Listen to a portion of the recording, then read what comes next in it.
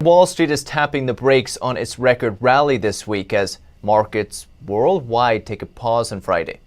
The Dow fell 179 points or 0.57%, S&P 500 dropped nearly 12 points or 0.3%, the Nasdaq gained 12 points or 0.09%. As I mentioned, the tech-heavy Nasdaq hit another record high today. Housing data was strong, more details on that in just a moment, and factory activity reached nearly its highest level in 14 years in January. Globally, most indexes fell, though, CCP virus cases resurging in China and weak economic data from Europe. Treasury yields, though, holding steady, oil prices fell, and gold also dropped. And so markets continued their ascent this week. But Peter Schiff, who very well predicted the housing crash in 2008, says it's just a bubble. And he says there are even financial advisors who know it's a bubble, but are telling people not to sell yet because the bubble will only get bigger. So the idea is just to get out in time, right? Schiff says that's impossible. I asked him why. Well, because by definition, if everybody were to figure out at the same time that the party's over and it's time to leave, they can't sell because somebody has to buy. So, whenever you're in a bubble, people have the same conceit. Participants think that they'll be able to know when to get out. But if you're waiting for an obvious sign, it's going to be obvious to everybody, not just you. And then it's too late. So you have to be willing to leave the party early. Otherwise, you're never going to leave. And you're going to end up, taken away when the police come to raid it. And do you feel, obviously, it's these retail investors that will probably pick up the signals last?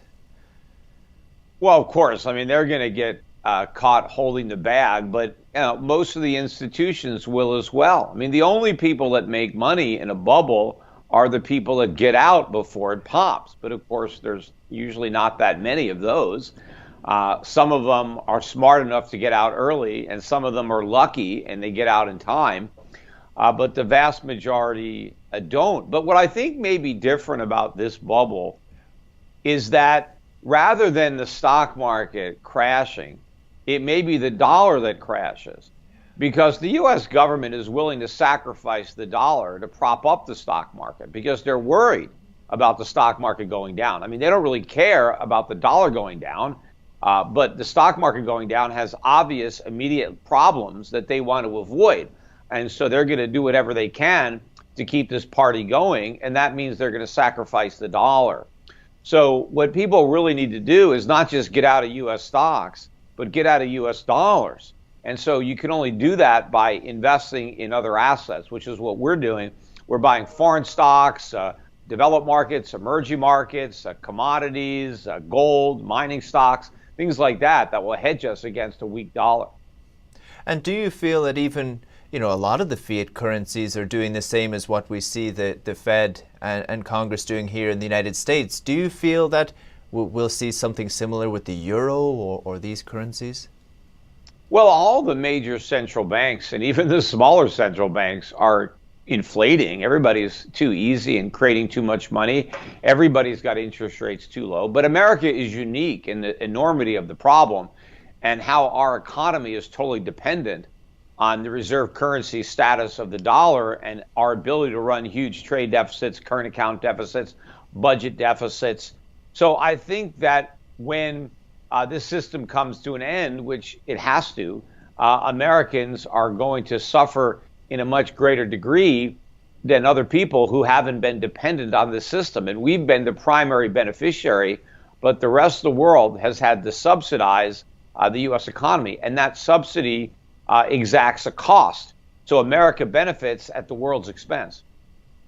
And on the similar point, we spoke a little offline about how the IMF, International Monetary Fund, apparently, are telling countries, spend as much as you like. It's not a problem. We're in a crisis. You got to spend. You subscribe to the Austrian school, right? So you cut back during downturns. The IMF. Yeah, but it's not just the Austrian school. I also have common sense, and obviously the IMF has none. I mean, clearly, if you are in trouble, right, if there's an economic problem, you need to conserve resources in order to deal with the problem.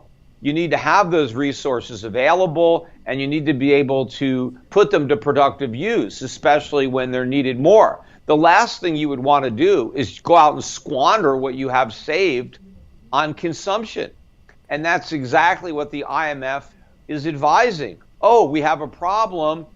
People are sick. They can't go to work. So instead of conserving what we have to get us through this rough time, let's just go have a spending party.